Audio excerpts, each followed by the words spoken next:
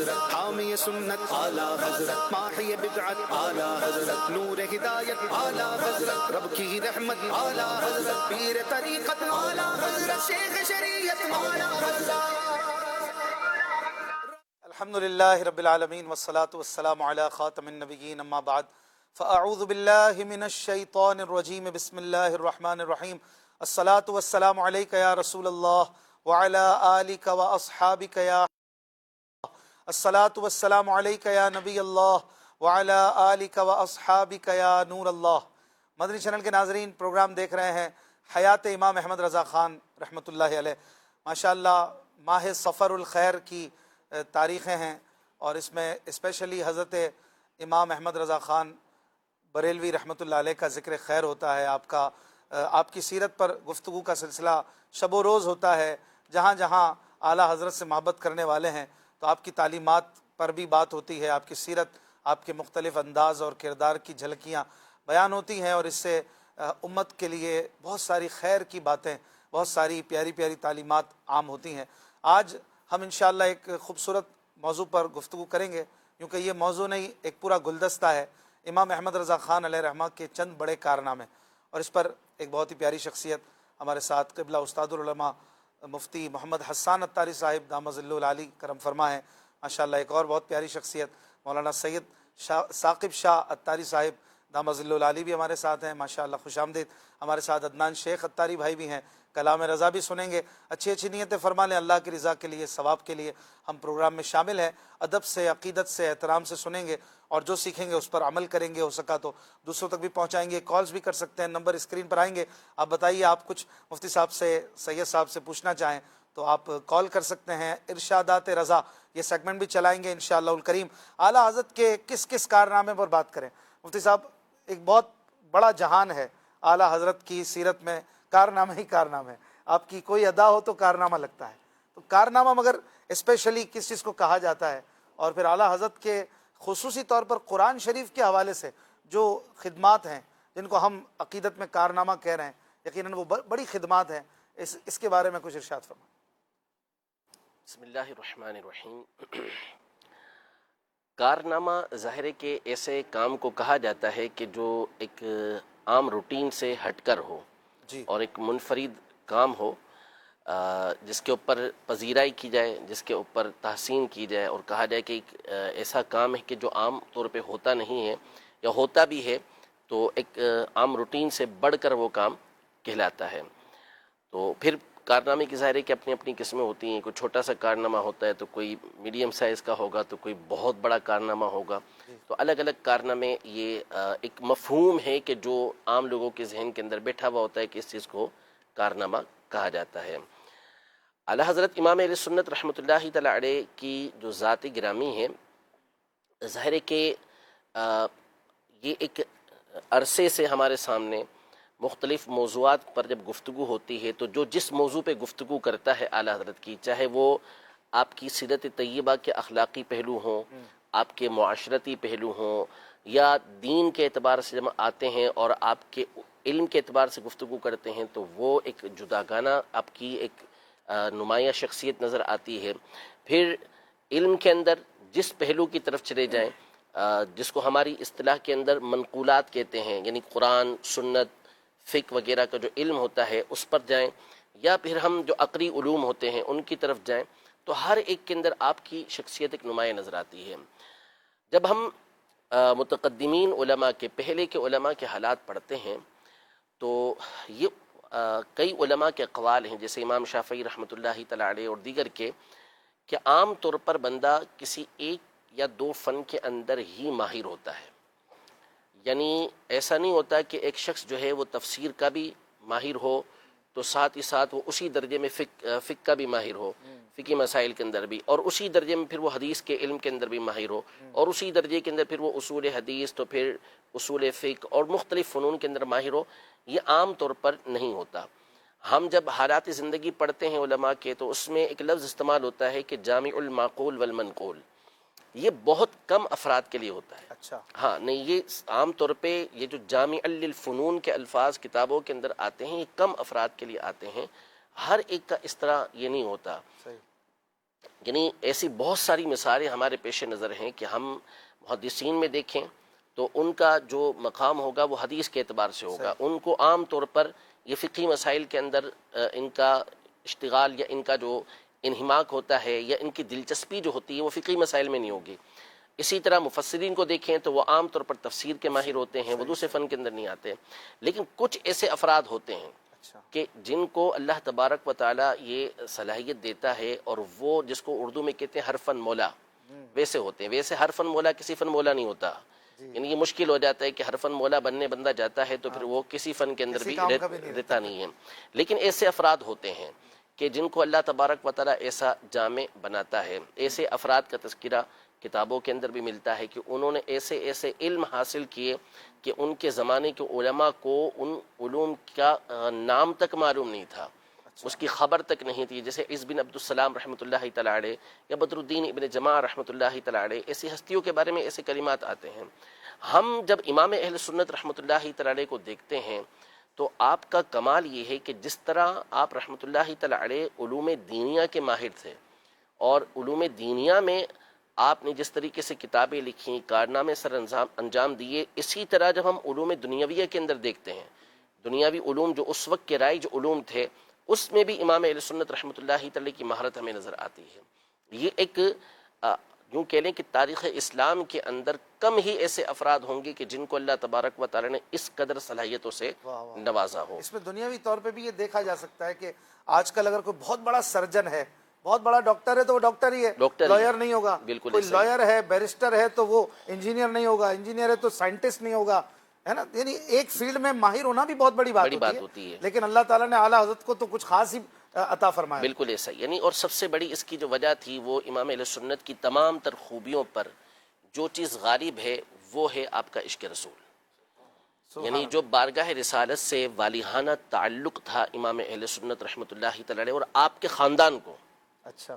یعنی آپ کی ذات اپنی جگہ پر، لیکن اگر ہم پورے خاندان کو دیکھتے ہیں تو سبھی نبی پاک صلی اللہ تعالیٰ علیہ وسلم کے عشق میں ہمیں یہ مملو نظر آتے ہیں. ان کی ذاتیں گویا کہ فنا فی الرسول تھیں، چاہے وہ اعلیٰ حضرت کے شہزادے ہوں دونوں، سیدی حامد رضا خان رحمۃ اللہ تعالی کو دیکھیں یا سیدی مفتی اعظم ہند رحمۃ اللہ تعالی کو دیکھیں، آپ مصطفیٰ ان کے شہزادے مفسر قرآن حضرت ابراہیم جیلانی میاں رحمۃ اللہ تعالی کو دیکھیں، یا تاج الشریعہ کہ آپ کلام پڑھیں رحمۃ اللہ تعالی علیہ، تو آپ کی جو ہے نا وہ پتہ چلتا ہے کہ کس قدر یہ نبی پاک صلی اللہ علیہ وسلم کے عشق کے اندر محو تھے.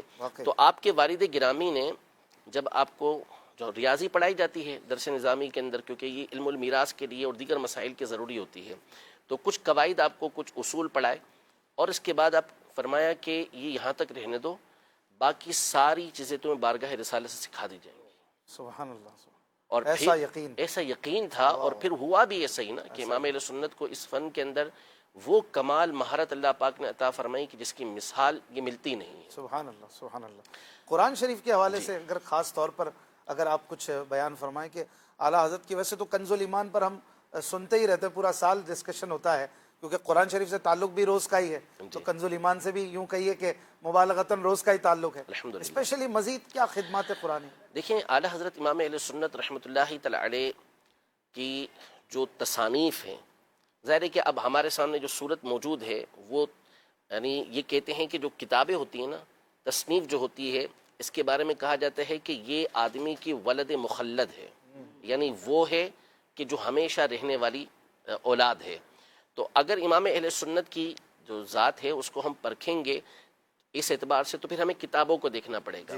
تو ایک تو بہت بڑا کارنامہ کنز الایمان کی صورت میں ہمارے سامنے موجود ہے، اور وہ لکھنے کا انداز بھی بالکل نرالا تھا اعلیٰ حضرت امام اہل سنت رحمۃ اللہ تعالی کا. اس کے علاوہ اعلیٰ حضرت نے مختلف تفاسیر کے اوپر حواشی لکھے، یعنی حاشیے لکھے کہ کہیں پر پڑھ رہے ہیں، مطالعہ کر رہے ہیں تو وہاں ضرورت محسوس کی تو وہیں عربی زبان میں آپ نے ضروری باتوں کو لکھ دیا. اور یہ ایک بہت بڑی بات ہوتی ہے. یعنی ایسا نہیں ہوتا کہ کوئی بندہ کسی کتاب پر ایسے ہی حاشیہ لکھ دے گا. ایک کتاب کو جب بندہ کسی کتاب پہ کچھ لکھ رہا ہے تو اس کا مطلب ہے کہ اس نے اس طرح کی 20 کتابیں پڑھی ہوئی ہیں. اس کے اوپر جب وہ لکھے گا تو ایسے تھوڑی لکھے گا، اس کو پتہ ہے کہ یہاں جو مفسر نے، یہاں پر جو مصنف نے بات لکھی ہے، اس کے اندر یہ یا تو یہ کمزوری ہے یا اس کے اندر یہ کمی ہے. اچھا ہاں، یا اس چیز کی تشریح کی ضرورت ہے. صحیح. اب اس کو کیسے پتا چلے گا کہ یہاں پر یہ شرط لگانی تھی اور یہ شرط رہ گئی ہے، یا یہ تشریح کرنا ضروری تھی؟ یہ اسی وقت ہوگی جب کہ اس کے پیش نظر 20 کتابیں اور موجود ہوں، ورنہ فی البدیع اس طرح لکھنا یہ بندے کے لیے ممکن نہیں ہوتا. اعلیٰ حضرت مطالعے کے دوران لکھتے تھے. تو تفاسیر پر اس طرح آپ کا لکھنا یہ خود آپ کی علم تفسیر میں مہارت کے اوپر اور کارناموں کے اوپر دلالت کرتا ہے. دوسرا، فتاوی رضویہ شریف میں آپ کوئی بھی جلد اٹھا کے دیکھ لیں، امام اہل سنت رحمۃ اللہ تعالی علیہ کا جو اسلوب ہے، جو آپ کا منہج اور طریقہ کار ہے، وہ یہ ہے کہ جہاں قرآن مجید فرقان حمید کی آیات لکھنی ہوتی ہیں، فتوے کے اندر سب سے پہلے آپ آیات کو لکھتے ہیں، پھر حدیثوں کو لکھتے ہیں، پھر اس کے بعد اقوال علماء کو لکھتے ہیں. تو احادیث طیبہ اور ساتھ میں قرآن مجید فرقان حمید کی آیات کا پیش نظر ہونا، یہ خود قرآن پر بہت بڑی مہارت کی ایک تو دلیل، اور پھر ان کو ان فتاوی کے اندر شامل کرنا، یہ اعلیٰ حضرت امام علیہ سنت کا ایک بہت بڑا کارنامہ ہے. صحیح. بہت لمبی بہت تفصیل ہو سکتی ہے، میں صرف ایک مثال پیش کرتا ہوں.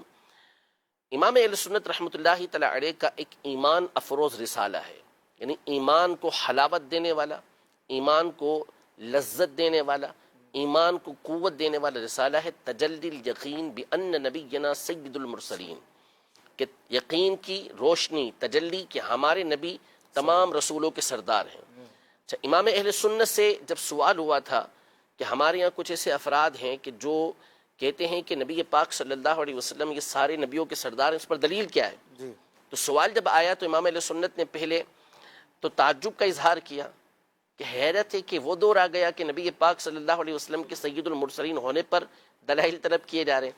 پھر اس کے بعد اپنے چند جلسوں کے اندر، یعنی چند مجلسوں کے اندر رسالہ لکھا اور کہا کہ یہ میں جلدی میں اجالا لکھ رہا ہوں، یعنی چھوٹا مختصر رسالہ لکھ رہا ہوں.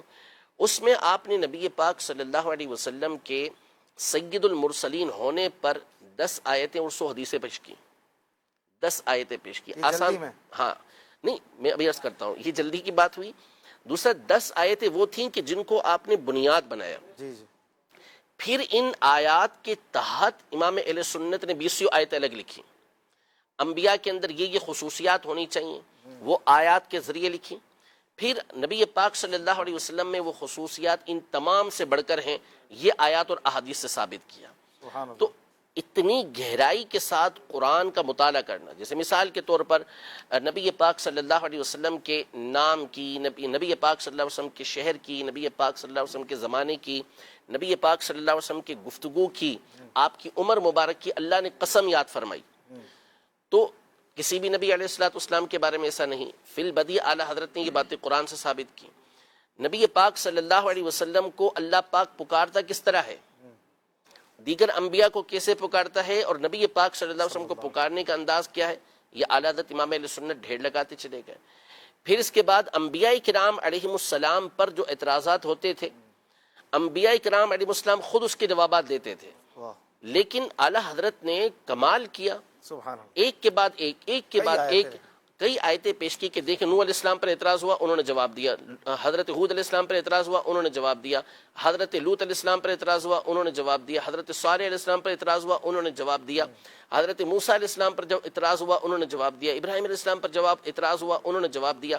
پھر اس کے بعد آپ نے 7 سے 8 مثالیں پیش کی کہ جب نبی پاک صلی اللہ علیہ وسلم پر اعتراض ہوتا ہے تو خود اللہ پاک جواب ارشاد خود فرماتا اللہ ہے. پاک جواب دیتا ہے. سبحان اللہ. اچھا، اب یہ عشق و محبت کی باتیں اپنی جگہ پر. دوسرا، اس اعتبار سے ہم غور کریں کہ کتنا گہرائی کے ساتھ واہ واہ. امام اہل سنت کا قرآن کا مطالعہ تھا کہ ایسی آیات کو یوں پیش کرنا، ایسے مقام پر پیش کرنا، یہ آپ کے کارناموں میں سے ایک ہے. اسی طرح الامن والعلا، آپ کا رسالہ کہ جو درود تاج میں موجود نبی پاک صلی اللہ علیہ وسلم کی جو خصوصیات ہیں دافع البلا والوبا کے اوپر، کسی نے اعتراض کیا تو 100 آیتیں پیش کر دیں. سبحان اللہ. تو اسی طرح حیات المواد کے اندر 20 آیتیں پیش کر کے بتایا کہ ہم جو دنیا سے رخصت ہو جائے وہ باتوں کو سنتے ہیں. جی. تو یوں امام اہل سنت کی جو گہری نظر، اور پھر اس کے بعد فتاوی کے اندر، رسائل کے اندر آیات کا استعمال عین مقام پر، یہ ایک بہت بڑا کام اور بہت بڑا کارنامہ ہے. باقاعدہ تفسیر مگر آپ نے نہیں لکھی. لکھی، امام اہل سنت نے لکھی. سب سے پہلے تو دیکھیں جو تفسیر کنز الایمان ہے نا، وہ ہمارے لیے ایک طرح سے تفسیری ترجمہ ہی ہے. اچھا. یعنی صحیح. بیسیوں آپ تفاسیر کو دیکھیں، پھر کنز الایمان کو دیکھیں، تو جو منصف مزاج ہوگا، متعصب نہیں، تعصب والا نہیں، جس کی آنکھوں پر تعصب کی پٹی بندھی ہے، اس کے لیے ہم کچھ نہیں کہہ سکتے. منصف مزاج جو ہوگا وہ کہے گا، جو تفسیروں کا مطالعہ کرے گا، کہ عین تفاسیر کے مطابق آپ کا یہ ترجمہ ہے. واہ واہ. دوسری بات یہ کہ امام اہل سنت رحمۃ اللہ تعالی علیہ، اصل میں جو لکھنے کا آپ کا طریقہ کار تھا امام اہل سنت کا، امام اہل سنت اہم فالاہم کے اصول پر چلتے تھے کہ ضرورت کس چیز کی ہے. چونکہ تفاسیر بہت ساری لکھی ہوئی تھیں اس دور کے اندر، جن کے ذریعے سے ضروریات پوری ہو رہی تھیں. امام اہل سنت کے سامنے فقی مسائل میں لوگوں کے مسائل کو حل کرنا اور عقیدے اور نظریے کی حفاظت کرنا، یہ بہت اہم تھا. اس بنیاد پر زیادہ تر امام اہل سنت نے اس طرف توجہ دی. تفسیر میں امام اہل سنت نے سورہ والضحیٰ کی چند آیات پر تفسیر لکھنا شروع کی تو وہ 800 صفحات سے زیادہ ہو چکی تھی. سبحان اللہ. تو اب پورا لکھتے تو پورا لکھ ہی نہ پاتے. اتنے کچھ آپ کے ذہن کے اندر مضامین ہوا کرتے تھے کہ لکھتے لکھتے بعض اوقات قلم ساتھ نہیں دیتا تھا. واہ واہ. سبحان اللہ. تو اس لیے باقاعدہ امام اہل سنت نے یوں تفسیر کو لکھنے کی طرف توجہ نہ فرمائی.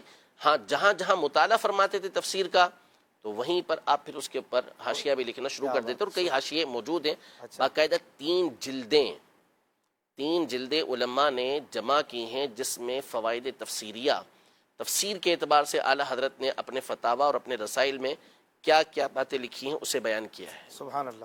اور پھر اس کے ساتھ ساتھ یہ بھی پیش نظر رہے کہ یہ وہ شخص آیتیں لکھ رہا ہے اور بیان فرما رہا ہے کہ جو حافظ قرآن نہیں تھے، بعد میں جا کر تقریباً 60 ایئرس کی عمر میں آپ نے حفظ قرآن کیا، اور 1 مہینے کے اندر. یہ بھی ایک کرامت بھی ہے، آپ کی شان بھی ہے. اور اس کی ایک وجہ مفتی صاحب یہ بھی سمجھ میں آتی ہے کہ اتنا زیادہ مستحضر تھا قرآن شریف آپ کے سامنے کہ صرف ایک ترتیب میں لانا تھا. جی جی باقی آپ کی میموری میں تھا وہ. تبھی تو فتووں میں بار بار آئے تھے اور یہ سب تحریر فرما رہے ہیں. تو بس ایک ترتیب میں آ گیا رمضان شریف میں. جی بالکل ایسا ہی. اصل میں دیکھیں عمومی طور پر تو بہت سارا تو ویسے ہی یاد تھا، اور پھر صرف یاد نہیں، ہماری طرح یاد نہیں تھا کہ ہمیں تو قرات عاصم بروایت حفظ یاد ہے. امام اہل سنت رحمۃ اللہ تعالی علیہ کو جمی قرات آتی تھی. اچھا. ہاں. اور یہ دوسرا یہ کہ امام اہل سنت رحمۃ اللہ تعالی علیہ کی جو عربی بھی تھی نا، یہ عربی ایک تو روٹین وائز ہوتی ہے، بعض مخصوص انداز ہوتے ہیں عربی کے، یعنی ہمارے دور کی عربی تو پچھلے دور کی عربی. امام اہل سنت رحمۃ اللہ تعالی علیہ کو جمی جو منہج اور اسلوب تھے، جو طریقہ کار، یعنی جو قواعد و ضوابط ہیں، سارے ازبر تھے. اچھا.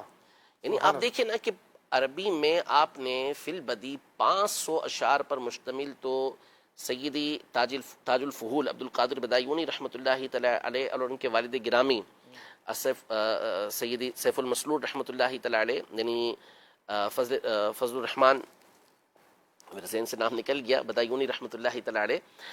تو ان کی تعریف پر، ان کی مدح پر 500 اشعار میں قصیدہ لکھا ہے عربی زبان کے اندر، قصیدتان رائعتان کے نام سے، جس پر بغداد میں پی ایچ ڈی ہوئی ہے. اچھا. تو وہ کہاں سے لکھا؟ ایسا جو ہے وہ 500 صفحات کے اندر جو ہے وہ اس طرح کا قصیدہ لکھنا. اعلیٰ حضرت کی عربی تو کیا فرما رہے ہیں. حجت الاسلام کی عربی کوئی سن لیتا تھا تو کہتے تھے یہ ہندی کیسے ہیں؟ جی یہ تو ہمیں عربی ہی لگ رہے کہ پیدا ہی عربی گھر میں ہوئے. اگر آپ پڑھیں حجت الاسلام کا مقدمہ پڑھیں جو آپ نے کفل الفقیہ الفہیم پر لکھا ہے، تو کوئی مان ہی نہیں سکتا کہ کسی اجمی کا لکھا. صحیح بات. ماشاءاللہ شاہ صاحب کیا بات ہو رہی ہے اعلیٰ حضرت کی. ہمارے قبلہ شاہ صاحب ہفتے میں 5 دن کھلے آنکھ صلی اللہ کہتے کہتے پروگرام کی میزبانی بھی فرماتے ہیں. آج مفتی صاحب بھی تشریف لائیں، شاہ صاحب بھی ہیں. شاہ صاحب آپ میزبان بھی ہیں اور مہمان بھی ہیں. ذہن میں رکھیے گا، آپ کے ذہن میں بھی کوئی سوال ہو مفتی صاحب سے ہم دونوں کریں گے، اور انشاءاللہ آپ بھی گفتگو میں حصے دار ہوں گے. عشق رسول پر مفتی صاحب نے بڑی پیاری جو ہے آغاز میں بات کی کہ جو کچھ بھی ہمیں نظر آتا ہے اس کی ایک بنیادی وجہ عشق رسول صلی اللہ علیہ وآلہ وسلم، اور پھر اعلیٰ حضرت نے اس کو انڈوز بھی کیا کہ سب کچھ جو ہے وہ عطائے نبوی ہے. اپنے فتاوی کا نام بھی آپ نے العطایہ النبویہ، فتاوی رضویہ بعد میں ہے، عطایہ نبویہ پہلے، کہ یہ سب میرے آقا کی عطا ہے. تو اس پر کچھ عطا فرمائیں آپ. تاریخ کا اگر ہم مطالعہ کرتے ہیں نا اشفاق بھائی، تو تاریخ 2 طرح کے افراد کو کوڈ کرتی ہے، لکھتی ہے اپنے اندر، اچھے اور برے دونوں طرح کے افراد کو شامل کرتی ہے. اچھے افراد کے ان کے اوصاف، ان کے قصائد، ان کی تحریرات، ان کے سارے معاملات اور برے افراد کی جو بری صفات ہوتی ہیں ان کو بیان کرتی ہے. لیکن بعض افراد تاریخ کے محتاج نہیں ہوتے ہیں، تاریخ ان کی محتاج ہوتی ہے، تاریخ ان کی محتاج ہوتی ہے. یعنی وہ اپنے اندر خود ایک پوری یونیورسٹی ہوتے ہیں، وہ اپنے اندر پوری خود ایک تحریک ہوتے ہیں، اپنی ذات میں انجمن ہے، وہ واقعتاً انجمن ہوتے ہیں. انہی ہستیوں میں میرے امام اعلیٰ حضرت امام اہل سنت بھی ہیں کہ پھر تاریخ نے جو سیدی اعلیٰ حضرت امام اہل سنت کے بارے میں لکھا، بتایا کہ زمانہ ان کو مجدد دین و ملت کہتا ہے، آپ کو بڑے بڑے القابات سے یاد کیا جاتا ہے. اور یہ سارے القابات دیکھیں، جب ہم غور کرتے ہیں نا سیدی اعلیٰ حضرت امام اہل سنت کے کارناموں پر ہی ہم جیسے گفتگو کر رہے ہیں، بے پایا کارنامے، بے پناہ کارنامے ہیں. ان کارناموں میں اگر ہم کارناموں پر غور کریں، اعلیٰ حضرت کی صرف تحریرات پر، تصنیفات پر تقریباً 1000 سے زائد کم بیش کتابیں جو آپ نے تحریر فرمائی ہیں، کمال ہے. اچھا، ایک بندہ اگر وہ لکھنا چاہے نا، کتابیں لکھنا چاہے، تو اگر ویسے نارملی دیکھا جائے تو ہم دیکھتے ہیں کہ ایک دن میں بندہ 300 سے 500 تک الفاظ لکھ لیتا ہے. لیکن کتاب لکھنے پر بیٹھے اور اس کو پورا ترتیب دے تو کم سے کم بھی اسے 3 ماہ تو لگتے ہیں. ایک کتاب مرتب ہونے میں 3 ماہ اسے لکھنے میں لگیں گے، اور کچھ ٹائم آگے بڑھا دیں تو 4 ماہ بھی ہو سکتے ہیں، 5 ماہ بھی ہو سکتے ہیں. یعنی سال میں وہ میکسیمم 4 کتابیں لکھ سکتا ہے، 4 کتابیں لکھ سکتا ہے. 400 کتابیں لکھنے کے لیے اسے 100 سال عمر چاہیے. اللہ. اور اعلیٰ حضرت نے 1000 کتابیں لکھی اور 65 سال کی عمر میں. یہ خاص اللہ تعالیٰ کا فضل ہے، خاص اللہ تعالیٰ کا کرم ہے. اور خاص جو مفتی صاحب بات فرما رہے تھے نا کہ یہ کام یہ آپ کر لیں، بقیہ تو حضور کے در سے آپ کو مل جائے گا. اور یہ واقعتاً سرکار دو عالم صلی اللہ علیہ وآلہ وسلم کے در سے عطا ہے. یعنی آپ دیکھیں کہ اتنے بڑے عالم ہیں، اتنے بڑے امام ہیں، اتنے بڑے فقیہ ہیں، اتنے بڑے مفتی ہیں، اتنے بڑے مجدد ہیں. اور اب جب ہم ان کے القابات کی طرف غور کریں تو کم سے کم بندہ اپنے آپ کو کیا لقب دے؟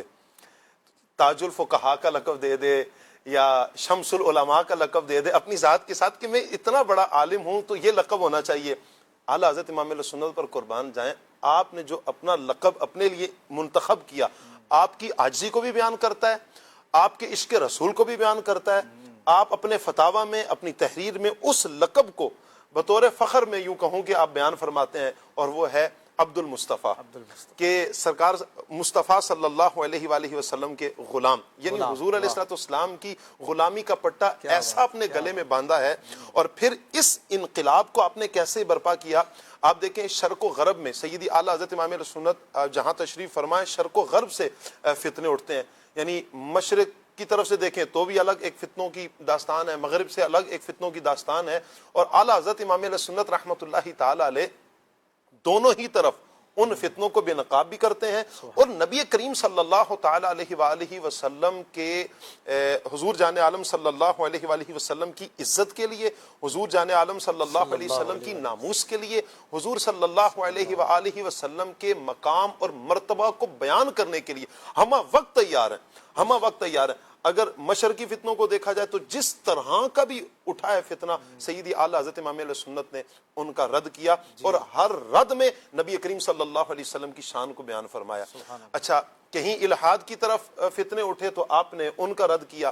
سائنسی اعتبار سے انہوں نے کچھ چیزوں کو بیان کیا، نظریات کو بیان کرنا شروع کیا، اور یعنی حد سے تجاوز جب کرنا شروع ہو گئے اور دین پر اٹیک کرنا شروع کیا اور لوگوں کے ذہنوں میں شکوک و شبہات جب ڈالنا شروع کیے، تو میرے امام اعلیٰ حضرت امام اہل سنت نے لوگوں کو بھی بچایا، اللہ پاک کی وحدانیت کو اور شان الوہیت کو بھی بیان فرمایا، اس کو بھی پیش نظر رکھا، اور نبی کریم صلی اللہ علیہ وآلہ وسلم کی عزت کو بھی اور احترام کو بھی اس کو بیان فرمایا. میں یہاں پر عرض کروں گا، دیکھیں جب نبی کریم صلی اللہ علیہ وآلہ وسلم کے عشق کی بات آتی ہے اور عاشق رسول صلی اللہ علیہ وآلہ وسلم کا ٹائٹل پانے والے، اور عشق رسول آپ کا ایک امتیاز ہے. اور یہ ایسا کارنامہ ہے کہ آج 1 صدی سے اوپر کا عرصہ گزر چکا ہے، اور آج بھی اگر ہم اللہ کے فضل سے اپنے سینوں میں عشق رسول صلی اللہ علیہ وسلم کی شمع کو ابھرتا ہوا پاتے ہیں اور یہ چمکتا دھمکتا پاتے ہیں، تو اس میں ایک بہت بڑا کردار سیدی اعلیٰ حضرت امام اہل سنت کا ہے. اور قربان جائیں امیر اہل سنت پر کہ جنہوں نے ہمیں اعلیٰ حضرت کا بتایا ہے، وہ راستہ بتایا کہ اس راستے پر چل کر آپ اعلیٰ حضرت کے قدموں تک پہنچیں گے, اعلیٰ حضرت سے منسلک رہیں گے. اور اعلیٰ حضرت امام علیہ سنت نے کیا کیا ہے, آپ صرف اشعار کو دیکھیں.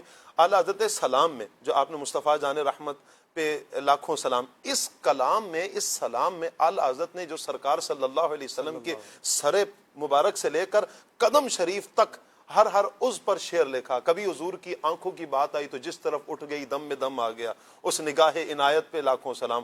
ہاتھ کی بات آئی تو ہاتھ جس سمت اٹھا غنی کر دیا, موج بحر سماحت پہ لاکھوں سلام. کان کی بات آئی تو دور و نزدیک کے سننے والے وہ کان لعل کرامت پہ لاکھوں سلام. اور ایک عضو میں بعض اوقات 3 4 شعر بھی ہیں. ایسے ہی ہے, یعنی کتنے اشعار. اور یہ نبی کریم صلی اللہ علیہ وآلہ وسلم سے عشق رسول کا منہ بولتا ثبوت ہے. اچھا ایک طرف یہ, اور دوسری طرف نبی کریم صلی اللہ علیہ وآلہ وسلم پر جیسے کہ ابھی مفتی صاحب نے بیان فرمایا کہ ایک اعتراض یہ ہوا کہ کیا رسول اللہ صلی اللہ علیہ وسلم سارے نبیوں کے امام ہیں, سارے نبیوں کے بھی رسول ہیں؟ تو اس پر جو اعلیٰ حضرت امام علیہ سنت نے کلام فرمایا, حضور صلی اللہ علیہ وآلہ وسلم کے علم غیب پر بات کی تو کئی کتابیں تحریر فرما دی. حضور جان عالم صلی اللہ علیہ وآلہ وسلم کے ختم نبوت کا معاملہ آیا تو کئی کتابیں آپ نے تحریر فرما دی. اور یہ سارا عمل جو ہے میرے اعلیٰ حضرت امام علیہ سنت کے عشق رسول, 65 سال کا حضرت نے فرمایا.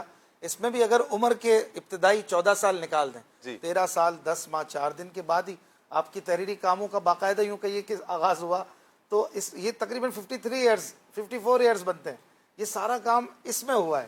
یہ کتنی بڑی بات ہے, سبحان اللہ. بہت کچھ تو ضائع ہو گیا نا. ضائع سے مراد یہ کہ وہ رہا ہی نہیں. خود آپ فرماتے ہیں کہ میں باقاعدہ جو کلام ہے لکھتے اعلیٰ حضرت امام علیہ سنت رحمۃ اللہ تعالی علیہ, تو لکھنے کے یہ نہیں تھا کہ باقاعدہ آپ کوئی کلام کے لیے جیسے دیوان مرتب کرتے ہوں, کوئی کاتب بیٹھا ہو اور وہ باقاعدہ لکھ رہا ہو, بلکہ امام علیہ سنت رحمۃ اللہ تعالی علیہ کو نبی پاک صلی اللہ علیہ وسلم کی جیسے جیسے یاد آتی اور حضور پاک صلی اللہ علیہ وسلم کے اوصاف آپ کے پیش نظر ہوتے, تو پھر ایک نئی نعت جو ہے وہ وجود میں آ رہی ہوتی تھی. خود فرماتے ہیں کہ 4 بیاض, یعنی 4 جو آپ کی کتابیں تھیں نعت کی, خود کہتے ہیں کہ لکھ کر گما چکا ہوں, اور گم ہونے پر مجھے کوئی افسوس نہیں ہے, ملال نہیں ہے. یعنی ایک ہوتا ہے نا کہ میرا بہت بڑا سرمایہ شاعر کو تو اس لیے کلام گم جائے تو کیا حالت ہو اس کی. وہ لکھنے کی وجہ یہ تھی کہ آپ لکھتے اس لیے تھے کہ آپ کو دنیا کو تو دکھانا ہی نہیں تھا, مقصد تو اسی کو جس کے لیے لکھ رہے ہیں اس کو راضی کرنا تھا, ان کی تعریفیں بیان کرنی تھی. اس لیے وہ کہیں بھی چلے جائیں ان کو تو معلوم ہو گیا نا کہ جن کے لیے لکھی تھی, تو اس لیے فرماتے ہیں کہ مجھے کوئی ملال نہیں ہے اس کے اوپر, کوئی دکھ نہیں ہے. جو لکھا ہے وہ میرے نامہ اعمال میں تو موجود رہے گا, سب رہے گا, تو بس اور کہیں پہنچے نہ پہنچے وہاں پہنچ گیا کافی ہے. یہ کمال ہے, سبحان اللہ. ختم نبوت کی بات ہوئی تو مفتی صاحب یہ بھی ایک بڑا ہی اہم ٹاپک ہے.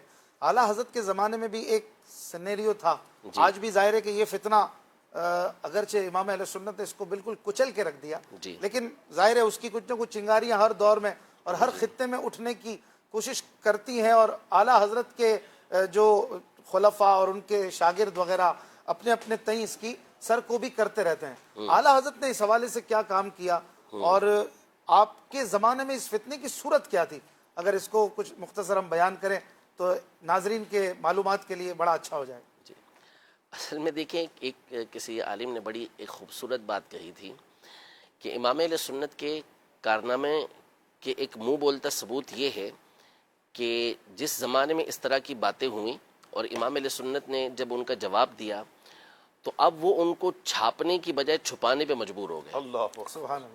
یعنی اب وہ چھاپیں گے نہیں, اس کو چھپائیں گے.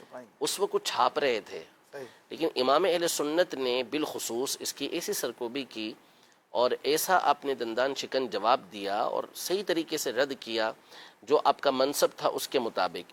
تو نتیجہ یہ نکلا کہ آج ان عبارات کو کہ جن عبارات کی بنیاد پر پورے ہندوستان کے اندر بر صغیر کے اندر ایک انتشار پھیلا ہوا تھا اور جس کی وجہ سے یہ سب کچھ ہوا معاملات, تو وہ عبارتیں آج وہ دکھانے لائق نہیں ہیں.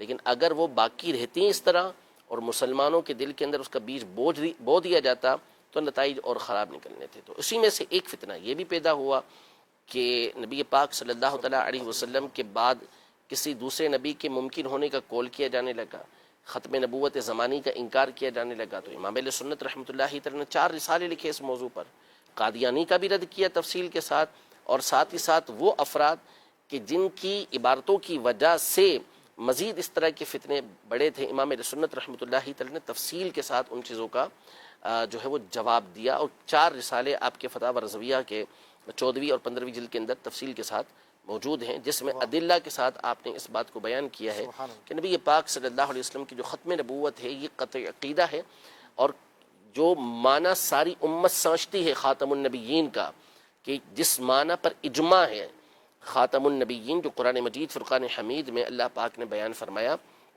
خاتم النبیین کے معنی پر صحابہ سے لے کر آج تک، آج سے لے کر قیامت تک تمام مسلمانوں کا قطعی یہ اجماعی عقیدہ ہے کہ خاتم النبیین کا معنی ہے کہ آپ صلی اللہ تعالی علیہ وآلہ وسلم کی ذات پر ختم نبوت کا دروازہ بند، اور آپ علیہ الصلوۃ والسلام کے زمانے میں اور آپ کے بعد کوئی نیا نبی نہیں ہو سکتا۔ بے شک بے شک۔ یہ ہمارا اجماعی عقیدہ ہے۔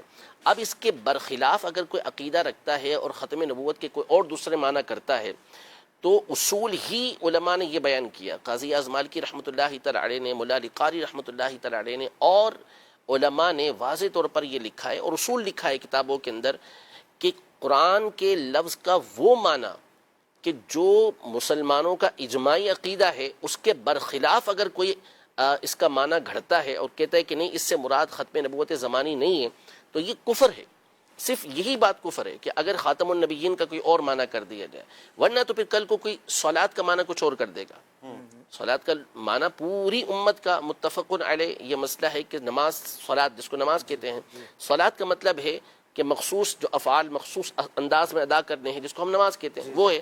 اب اگر کل کو کوئی صلات کا معنی لغوی طور پہ کہتا ہے کہ صلات کا معنی دعا ہے تو علماء نے کفر لکھا، اچھا یہ کفر ہے کہ یہ اس کا معنی یہاں قرآن پاک میں صلات کا یہ معنی نہیں کیا جا سکتا، تو جو اجماعی معنی ہے اس کے برخلاف نہیں چل سکتے۔ تو امام اہل سنت رحمۃ اللہ تعالی علیہ نے ان باتوں کو بڑی تفصیل کے ساتھ بیان کیا، اور نتیجہ میں نے آپ کو ایک بیان کر دیا کہ ایسی عبارتیں اب چھاپی نہیں چھپائی جاتی ہیں۔ اچھا صاحب، یہ آسان لفظوں میں ہم کیسے سمجھ سکیں گے کہ ایک عام فہم بندے کے سامنے کوئی عبارت آتی ہے یا کچھ بیان کیا جاتا ہے تو وہ کیا کرے اس وقت میں کہ اب اسے پتہ نہیں ہے کہ یہ اتنی چھپ کے بسا اوقات وار ہوتا ہے کہ وہ سمجھ نہیں پا رہا ہوتا کہ یہ صحیح ہے یا غلط۔ ایسی سچویشن میں کیا کچھ مخصوص الفاظ ہیں، یا ایسی سچویشن میں ہم کیا کریں، ایک عام بندہ کیا کرے کہ تاکہ وہ عقیدہ ختم نبوت کے برخلاف نہ چلا جائے، یعنی وہ اپنا عقیدہ اور نظریہ نہ بنا لے؟ سمپل بات ہے، دیکھیں ختم نبوت کا معنی بالکل واضح ہے جی، جو ابھی میں نے آپ کے سامنے بیان کر دیا۔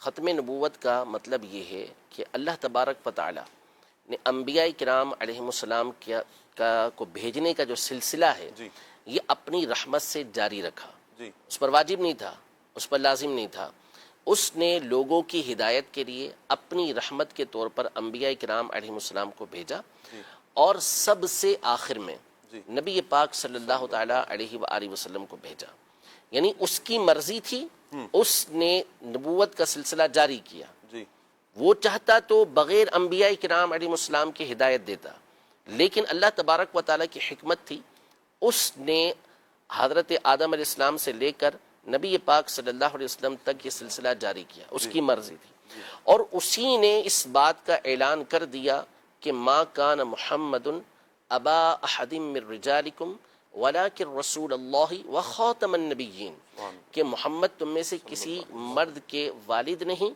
ہاں وہ اللہ کے رسول اور سب سے آخری نبی ہیں، وہ خاتم النبیین ہیں۔ تو نبی پاک صلی اللہ علیہ وسلم پر sلسلہ نبوت تمام ہوا، یعنی آپ علیہ الصلوۃ والسلام پر نبوت کا دروازہ بند کر دیا گیا۔ اب آپ علیہ الصلوۃ والسلام کے بعد کوئی دوسرا نیا نبی نہیں ہو سکتا، واضح الفاظ ہیں، آپ صلی اللہ علیہ وسلم کے زمانے میں اور آپ صلی اللہ علیہ وسلم کے بعد کوئی دوسرا نیا نبی ہو ہی نہیں سکتا۔ اب یہ جو الفاظ ہیں ہمارے، اس کو مختصر آسان انداز میں یہ سمجھ لیں کہ نبی پاک صلی اللہ علیہ وسلم جب دنیا میں تشریف لے آئے، یعنی آپ کو اللہ پاک نے بھیجا، اب آپ علیہ الصلوۃ والسلام کے زمانے میں بھی کوئی دوسرا نیا نبی نہیں ہو سکتا، اور آپ علیہ الصلوۃ والسلام جب دنیا سے تشریف لے گئے، پردہ فرمایا، اس کے بعد بھی کوئی نیا نبی نہیں ہو سکتا۔ اگر کوئی شخص نبی پاک صلی اللہ علیہ وسلم کے بعد یا آپ کے زمانے میں یہ عقیدہ رکھتا ہے کہ کوئی نیا نبی ہے تو وہ بھی کافر، جیسے قادیانی رکھتے ہیں. جی تو غلام احمد قادیانی کو وہ نبی مانتے ہیں تو وہ کیا ہو گئے؟ کافر ہو گئے. اگر کوئی شخص مانتا تو نہیں ہے جی کہ نبی پاک صلی اللہ علیہ وسلم کے زمانے میں یا آپ کے بعد کوئی نیا نبی ہے یا ہوگا، یہ نہیں مانتا، اگر وہ ممکن بھی مانتا ہے، وہ یہ کہتا ہے کہ حضور پاک صلی اللہ علیہ وسلم کے بعد یا آپ کے زمانے میں کوئی نیا نبی ہو سکتا ہے، جی وہ یہ کہتا ہے میں یہ کہتا نہیں ہوں کہ ہیں، ممکن ہے. ممکن ہے، تو بھی یہ کفر ہو جائے گا، اس لیے کہ آپ اللہ تبارک و تعالیٰ کو جھوٹا قرار دے رہے ہیں. معاذ اللہ. اللہ پاک فرما رہا ہے کہ محمد صلی اللہ علیہ وسلم پر نبوت کا دروازہ تمام ہوا، جی بند ہو گیا ان کے اوپر، تو آپ کہہ رہے نہیں. جی اللہ پاک بھلے فرمائے، نعوذ باللہ، میں کہہ رہا ہوں ہو سکتا ہے. جی اس کا مطلب کیا ہوا کہ آپ اللہ تبارک و تعالیٰ کو جھٹلا رہے ہیں. علماء نے یہ اتنا بات واضح ہو گئی. تو یہ عقیدہ اور نظریہ ہم پیش نظر رکھیں. نیا نبی یہ جو بار بار ہم کہتے ہیں، اس کی وجہ یہ ہے کہ بعض لوگ حضرت عیسیٰ علیہ السلام کی آمد کی وجہ سے اعتراض کرتے ہیں کہ وہ بھی تو آئیں گے، تو وہ نئے نبی نہیں ہیں. جی جس کو ایک مرتبہ نبوت مل گئی اب اس سے نبوت سلب نہیں ہو سکتی، وہ ختم نہیں ہو سکتی. تو عیسیٰ علیہ السلام یہ پہلے سے نبی ہیں، اور بعد میں جب آئیں گے تو یہ نبی پاک صلی اللہ علیہ وسلم کے امتی بن کر تشریف لے کر آئیں گے.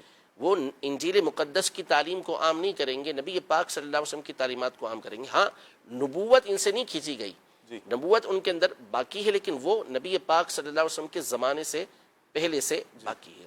علماء نے یہ ارشاد فرمایا کہ ویسے تو قرآن کی 100 آیتوں سے علماء نے یہ لکھا کہ نبی پاک صلی اللہ علیہ وسلم کی ختم نبوت ثابت ہوتی ہے، لیکن ایک مسلمان جو قرآن کے اوپر اعتقاد رکھتا ہے اس کے لیے صرف یہ آیت کافی ہے. آیت کا بلکہ اتنا جز کافی ہے کہ وَلَٰكِن رَسُولَ اللَّهِ وَخَاتَمَ النَّبِيِّينَ، بس ختم بات. جب اللہ پاک نے فرما دیا کہ آپ پر نبوت ختم ہو گئی تو اس کے بعد کوئی کہہ ہی نہیں سکتا. وہی رب ہے جس نے یہ نبوت کا سلسلہ جاری فرمایا، وہی رب ہے کہ جو فرما رہا ہے کہ محمد صلی اللہ علیہ وسلم پر یہ سلسلہ ختم ہو گیا. امام جی آپ فرمائیے. اچھا مصعب، یہاں پر ایک بات یہ بھی ہو سکتی ہے کہ کسی کے ذہن میں یہ داخل کیا جائے حضور جان عالم صلی اللہ علیہ وآلہ وسلم آخری نبی ہیں، لیکن فلاں پر تو ہے، خلیفہ ہے، نائب ہے، تو کیا یہ بھی اس معنی میں ہوگا؟ اس کا حکم بھی کچھ اور ہوگا؟ بالکل یہی معنی ہوگا. یہ جو جسے قادیانی کے لیے کہا گیا کہ ذلی نبی ہے تو بروزی نبی ہے، تو یہ تمام تر نبوت کا دروازہ بند ہو چکا. ٹھیک ہے، یہ ساری چیزیں نبی پاک صلی اللہ تعالیٰ علیہ وآلہ وسلم کے بعد، یعنی ذلی اور بروزی نبی جو ہے اس کا تو ویسے ہی کوئی تصور ہی نہیں تھا. یہ تو اس نے ایک ایک قدم کر کے پھر آگے بڑھا نا، اور یہی اس کی بطلان کی بہت بڑی دلیل ہے. پہلے وہ مجدد کہتا رہا اپنے آپ کو، پھر اس کے بعد وہ مہدی کہتا رہا، تو پھر اس کے بعد مسیح کہتا رہا، تو پھر نبی کہتا رہا، پھر اس کے بعد دوسرے اس طرح کے دعوے ہوتے رہے. تو ذلی اور بروزی کا یہ کوئی، اس کی کوئی حقیقت نہیں ہے. اور خاتم النبیین کا جو معنی ہے اس کے اندر یہ ساری چیزیں، یعنی آپ یہ دیکھیں ذلی اور بروزی تو دور کی بات ہے، مسیلمہ کذاب جو ہے اس نے نبی پاک صلی اللہ علیہ وسلم سے یہ کہا تھا کہ آپ اپنے بعد مجھے خلیفہ مقرر کر دیں اور نبوت میں سے میرا حصہ مقرر کر دیں.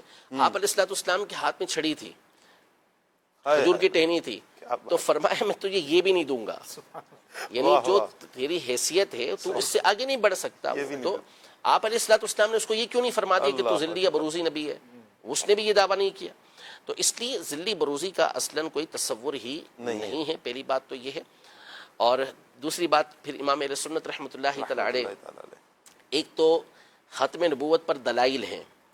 امام عشق کی جو بولی ہے اس میں بتاتے ہیں کہ نبی پاک صلی اللہ علیہ وسلم کے بعد کسی نبی کی ویسے ہی حاجت نہیں ہے. ویسے وہ دلائل اپنی جگہ پر ہیں ختم نبوت کے اوپر، گنجائش ہی نہیں ہے. تو بڑے خوبصورت انداز میں امام اہل سنت نے یہ بس عشق و محبت کے اندر فرمایا کہ نہ رکھی گل کے جوش حسن نے گلشن میں جا باقی، چٹک تھا پھر کہاں کوئی گنچا باغ رسالت کا. یعنی وہ پھول آ چکے، چاروں رسالے اس ایک شعر میں، جی وہ پھول آ چکے کہ جن کے آنے کے بعد دلائل اپنی جگہ پر. امام اہل سنت کا یہ کارنامہ بڑا عجیب ہے، یعنی دلائل اپنی جگہ پر ایسے دیتے ہیں کہ کمال ہو جاتا ہے، لیکن جب عشق کی بولی بولتے ہیں نا تو پھر سامنے والے کے پاس کوئی جواب باقی رہتا نہیں ہے.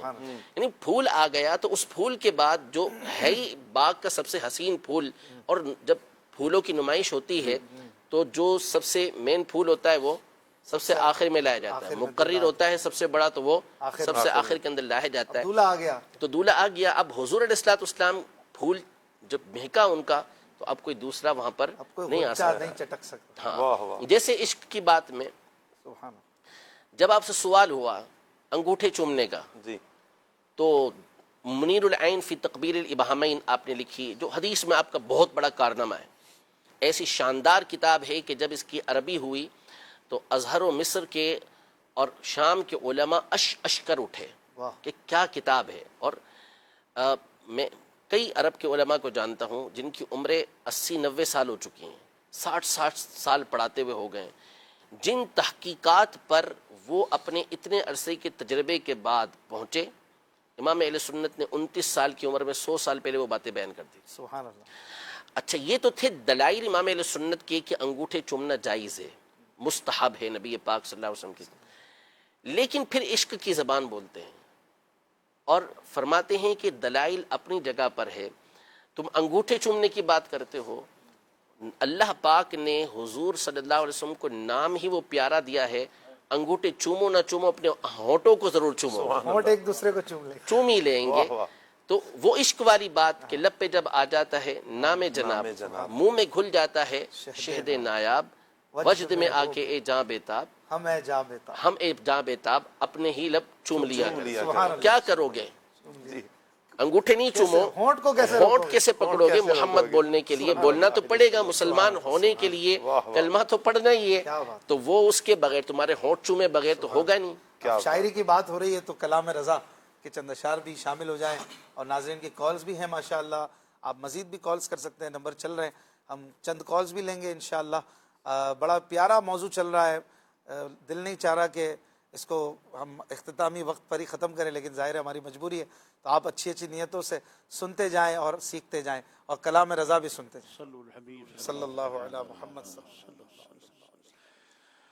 وصرف ان کا کیا کرتے ہیں، وصرف ان کا کیا کرتے ہیں، شرع و شمس و ضحا کرتے ہیں، ان کی ہم مدح و ثنا کرتے ہیں، ان کی ہم مدح و ثنا کرتے ہیں، جن کو محمود کہا کرتے ہیں، جن کو محمود کہا کرتے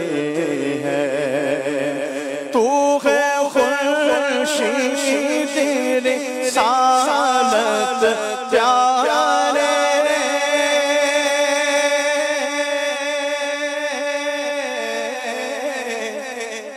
چھپ گئے تیری ضیا میں تارے، چھپ گئے تیری ضیا میں تارے، انبیاء اور ہے سب مہا پارے، انبیاء اور ہے سب مہا پارے، تجھ سے ہی نور لیا کرتے ہیں، تجھ سے ہی نور لیا کرتے ہیں، اپنے مولا کی ہے بس شان عظیم،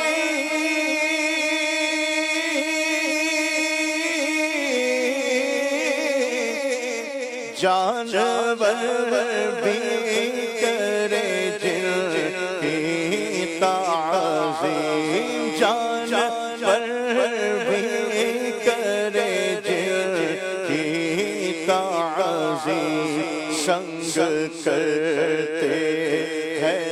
ادب سے تسلیم سنگ کرتے ہیں، ادب سے تسلیم پیڑ سجدے میں گرا کرتے ہیں، پیڑ سجدے میں گرا کرتے ہیں، انگلیاں پائی وہ پیاری پیاری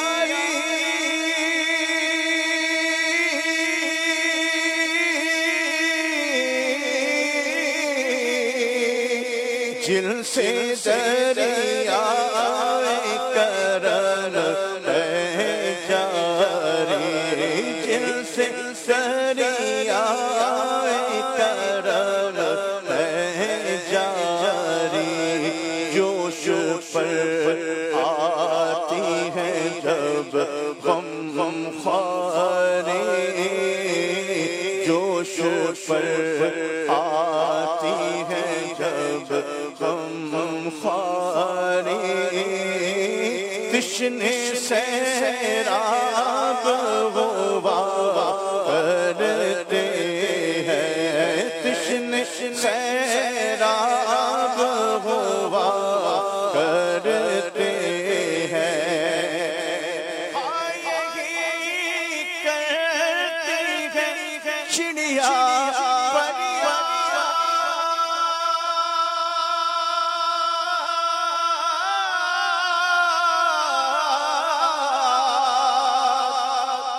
یہی چاہتی ہے ہرنی دادا، یہی چاہتی ہے ہرنی دادا، یہی کرتی ہے چڑیا فریاد،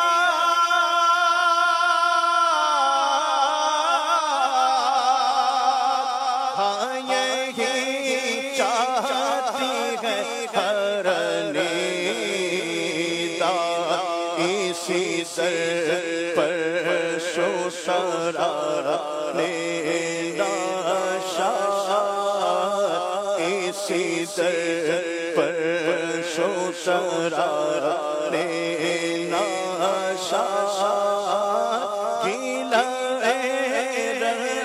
جو عنا کرتے ہیں، گیلا جو عنا کرتے ہیں، آستی رحمت عالم الٹے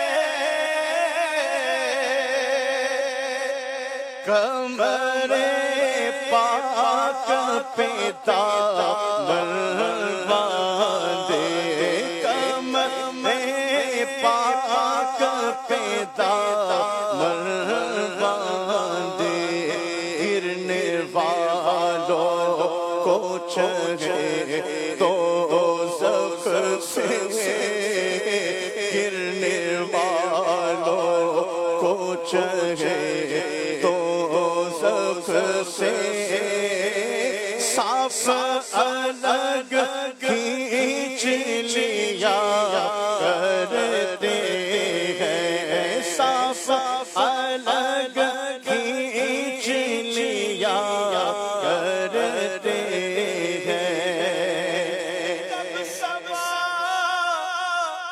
آتی ہے طیبہ سے ادھر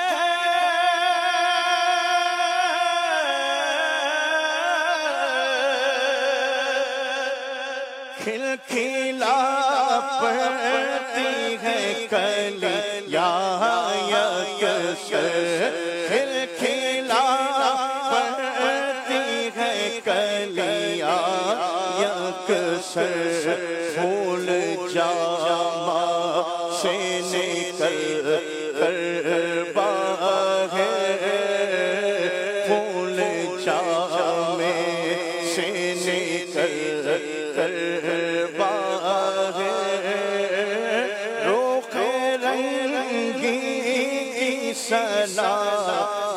کرتے ہیں، روک رنگی کی ثنا کرتے ہیں۔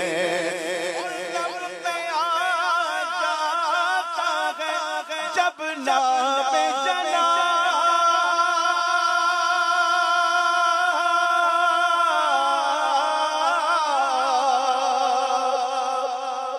منہ میں گھل جاتا ہے شہد نایا، منہ میں گھل جاتا ہے شہد نایا، وجد میں ہو کے ہم جا بیتا، وجد میں ہو کے ہم جا بیتا، اپنے لب چوم لیا کرتے ہیں، لب چوم لیا کرتے ہیں، اپنے دل کا ان کی سے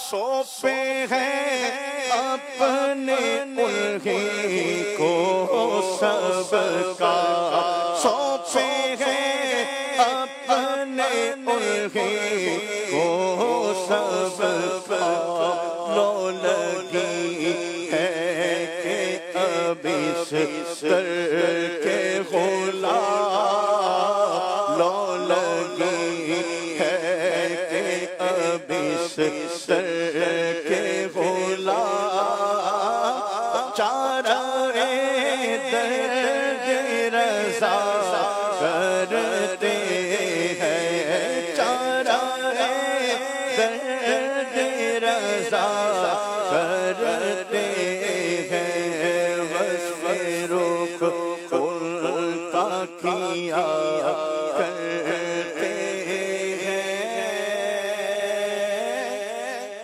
شرع والشمس ضحا کرتے ہیں۔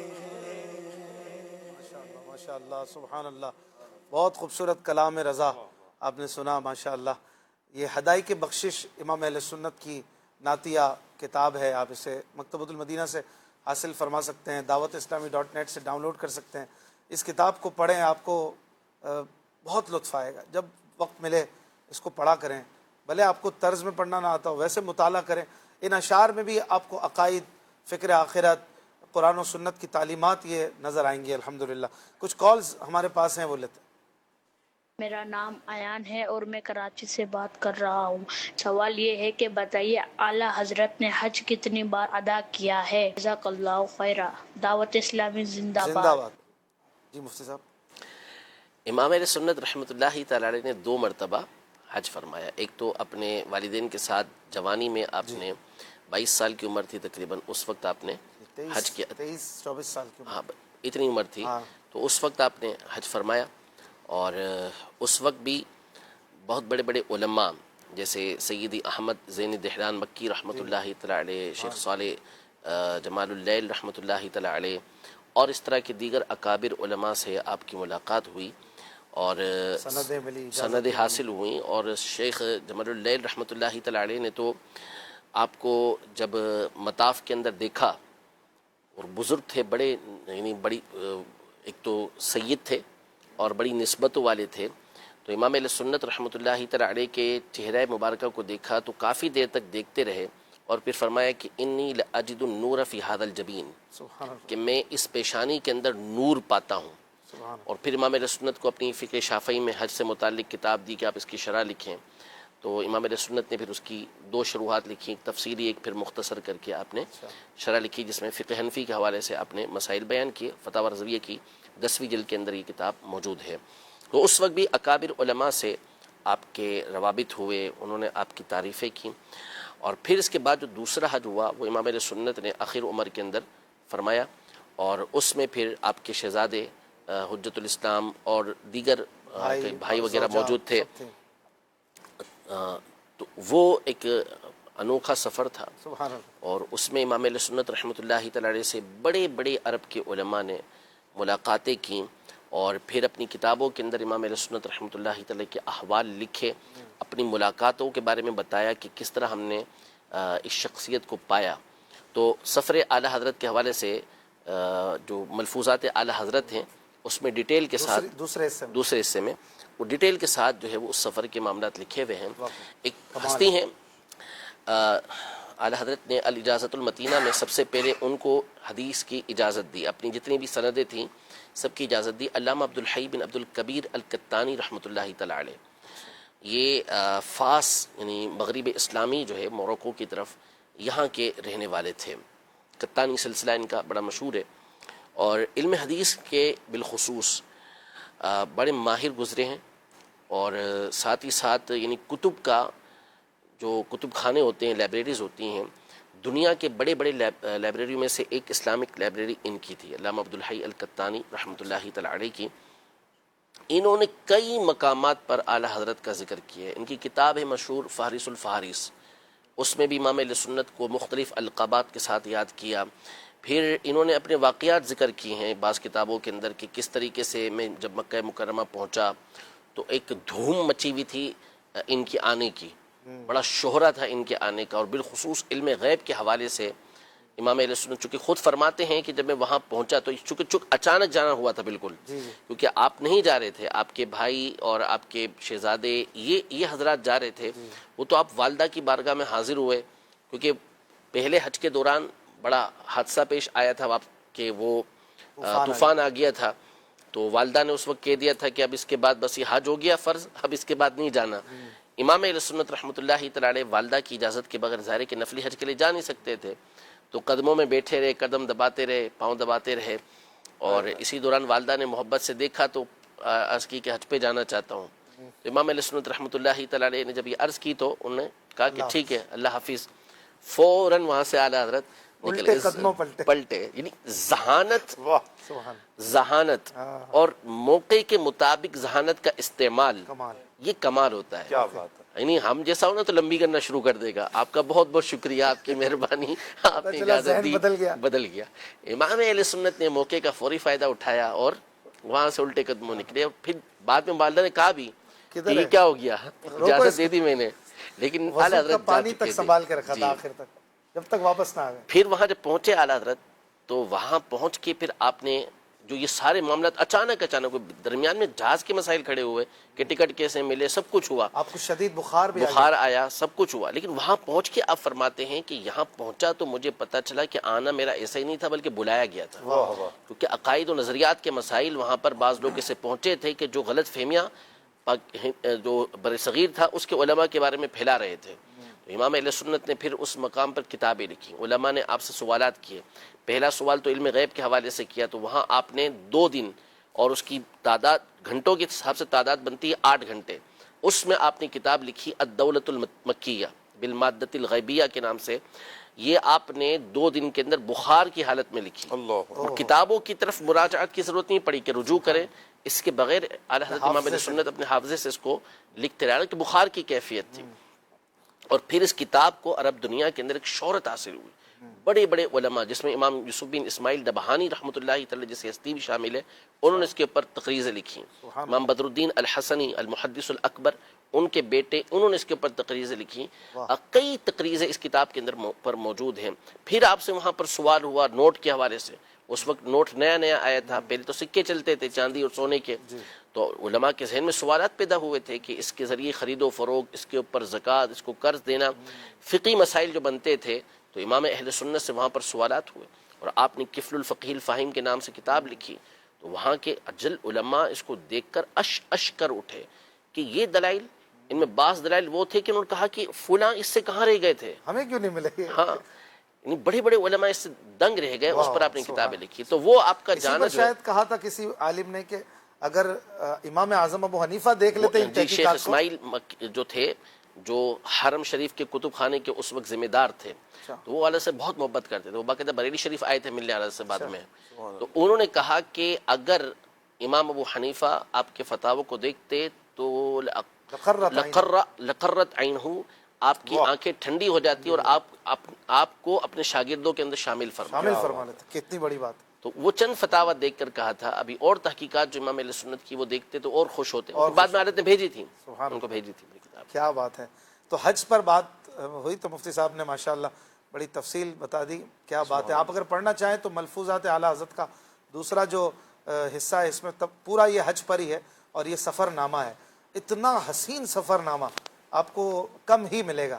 لکھنے والے تو حضور مفتی اعظم ہند ہیں لیکن یہ سفر نامہ اعلیٰ حضرت کا. اصل جو تو ہوا یہ کہ بس ایک یوں کہہ لیں کہ خود اس میں لکھا ہے آخر میں کہ بہت سارے وقائع تھے، کیونکہ اعلیٰ حضرت نے بیان فرمائے نا سارے، کوئی لکھنے والا نہیں تھا کیونکہ بھائی تھے تو وہ انتظامات کے اندر مصروف تھے. صرف ایک حجت الاسلام تھے کہ جو کچھ نہ کچھ باتیں لکھتے ہوئے نہیں. مفتی اعظم ہم ملفوظات میں تو ہے، مفتی اعظم ہند رحمۃ اللہ علیہ نے جمع کیے لیکن بیان اعلیٰ حضرت نے فرمایا سارا، تو اسی کو لے کے پھر مفتی اعظم ہند رحمۃ اللہ علیہ نے بیان کیا ہے اس کو. لیکن لکھنے والا کوئی دوسرا موجود نہیں تھا. اگر لکھنے والا کوئی موجود ہوتا نا اور باتیں آ جاتی. جیسے کہ عرب دنیا میں بعد میں محققین نے کیونکہ اعلیٰ حضرت سے واریحانہ لگاؤ ہے بہت ساروں کو، تو پھر وہ باتیں ڈھونڈتے ہیں کہ عرب والوں نے بھی تو لکھی ہوں گی نا. میں خود بیروت گیا تھا تو وہاں علامہ قطانی رحمۃ اللہ تعالی کی کتاب تھی، وہ کسی مکتبے والے کے پاس اس کے گھر کے اندر موجود تھی. ہم مکتبے کی کتابوں کی خریداری کے لیے گئے تھے وہاں.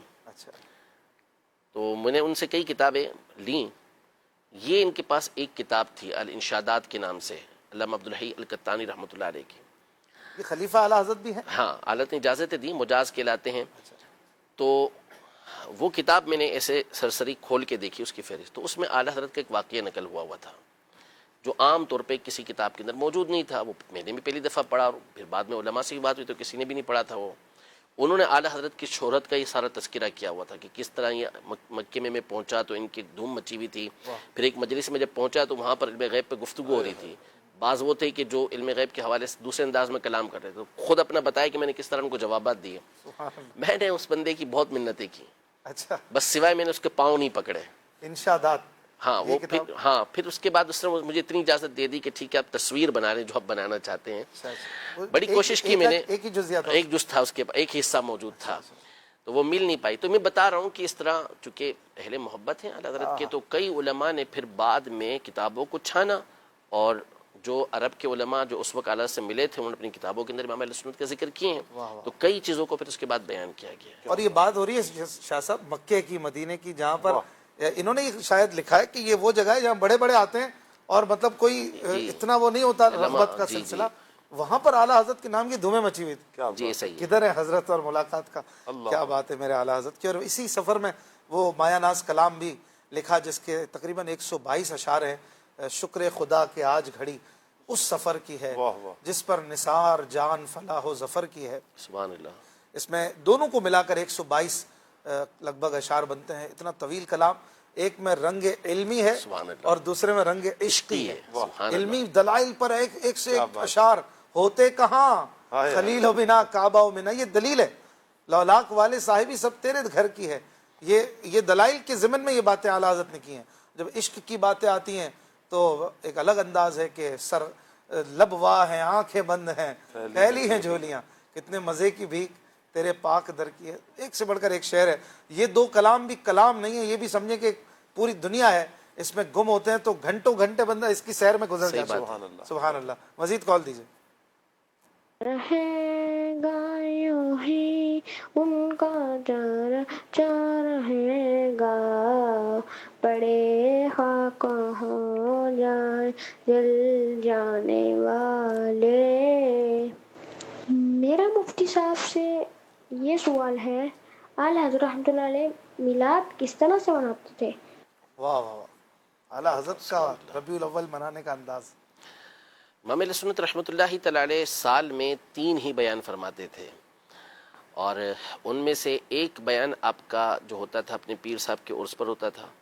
دوسرا آپ کا جو مدرسہ تھا اس کا جب اختتامی جلسہ ہوتا تھا تو اس میں فرماتے تھے. اور تیسرا بیان اعلیٰ حضرت رحمۃ اللہ تعالی کا یہ میلاد شریف پر ہوا کرتا تھا. 6 سال کی عمر میں ہی امام اہل سنت رحمۃ اللہ تعالی علیہ نے یہ بہترین انداز میں خطبہ میلاد پڑھا تھا. کہ بڑے بڑے اسے نہ پڑھ سکیں. تو شریعت مطہرہ کے دائرے کے اندر ہی ظاہر ہے کہ امام اہل سنت رحمۃ اللہ تعالی کا میلاد منانا ہوتا ہوگا کہ شریعت مطہرہ سے بالکل آپ ہٹتے نہیں تھے. تو جو دلائل آپ نے کتابوں کے اندر ذکر کیے ہیں کہ نبی پاک صلی اللہ علیہ وسلم کی سیرت کو بیان کرنا، نبی پاک صلی اللہ علیہ وسلم کے جو نعتیں ہیں اسے پڑھنا، پھر آخر میں صلاۃ والسلام کے اندر کھڑا ہونا، نیاز کو تقسیم کرنا، یہی انداز جو اہل سنت کے اندر معروف ہے وہ امام اہل سنت کے گھرانے کے اندر موجود تھا.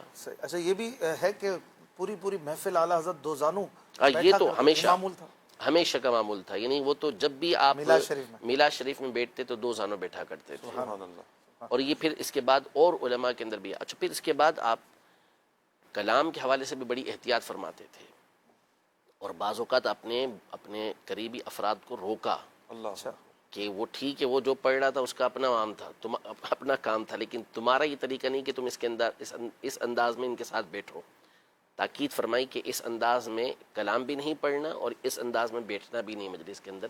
تو با ادب انداز میں بیٹھنا اور با ادب کلام ہونا، کیونکہ بہت سارے اشعار آپ بھی جانتے ہیں کہ امام اہل سنت کی بارگاہ میں جب پیش کیے گئے تو آپ نے منع فرمایا کہ اس طرح کے اشعار نہیں پڑھ سکتے.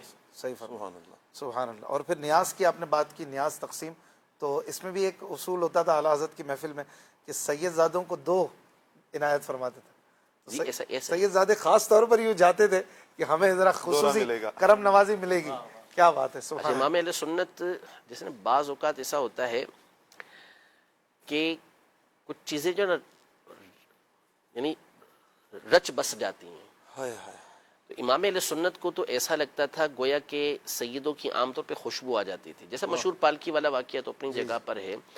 امام اہل سنت سادات کرام کے حوالے سے بڑے حساس تھے، تاکہ بعض سید ایوب علی قادری رحمۃ اللہ تعالی علیہ یہ بیان فرماتے ہیں کہ کوئی جو ہے وہ ان کو اس انداز میں پکار رہا تھا عام سے انداز میں. حضرت رحمۃ اللہ تعالی گھر کے فرد کو ڈانٹا کہ ایسے بولتے ہیں سید کو، ایوب یا کوئی بھی نام ہوگا اس کو اس طرح سے لے رہے تھے. کبھی مجھے دیکھا ہے کہ میں نے اس انداز میں ان کا نام لیا ہو. تو سادات کرام کا نام لینے میں بھی امام اہل سنت رحمۃ اللہ تعالی علیہ یہ احترام کو پیش نظر رکھا کرتے. سبحان اللہ. سبحان اللہ. ایک کال اور دیجیے. محمد ارسلان اتاری مدینہ الاولیاء ملتان شریف سے بات کر رہا ہوں. ماشاءاللہ سے حیات امام احمد رضا خان رحمۃ اللہ علیہ کے حوالے سے سلسلہ چل رہا ہے. مفتی حسن صاحب آپ سے یہ سوال ہے کہ ہمارے اعلیٰ حضرت نے جو فتاوی جات لکھے ہیں نے تو فتاوی جات پڑھی ہے، فتاوی رضویہ، تو اس میں سے آپ کو سب سے زیادہ فتویٰ کون سا زیادہ اچھا لگتا ہے؟ اور اس کا اردو فتاوی رضویہ جو پڑھی جاتی ہے اس کو کس انداز میں سمجھ کر پڑھی جائے؟ تو اس بارے میں کچھ متنی پور ارشاد فرمائیے گا. کبھی اس پر غور تو نہیں کیا کہ اعلیٰ حضرت کا کوئی خاص الگ سے فتویٰ جو سب سے زیادہ اچھا لگتا خاص ہو. رسالہ بتا دیں. رسالے تو اعلیٰ حضرت کے بہت سارے ایسے ہیں کوئی کہ آپ کا جو خاص پسند دل ہے. کے بڑا قریب ہو، جیسے آپ نے تجلی الیقین کا آج خاص ذکر تجلی کیا. الیقین تو یہ ہر عاشق رسول کے لیے بڑا مزیدار ہے. تجلی الیقین اور الامن والعلا. تجلی الیقین تو ایسا رسالہ ہے امام اہل سنت رحمۃ اللہ تعالی علیہ کا کہ 30ویں جلد کے اندر ہے. جو پڑھے اس کا ایمان تازہ ہی تازہ ہوگا. یعنی خود امام اہل سنت رحمۃ اللہ تعالی علیہ کمال یہ فرماتے ہیں کہ رسالہ لکھنے سے پہلے، تفصیل بیان کرنے سے پہلے فرماتے ہیں کہ میں نے افضلیت شیخین پر ایک کتاب لکھی جس کے 90 اجزاء تھے.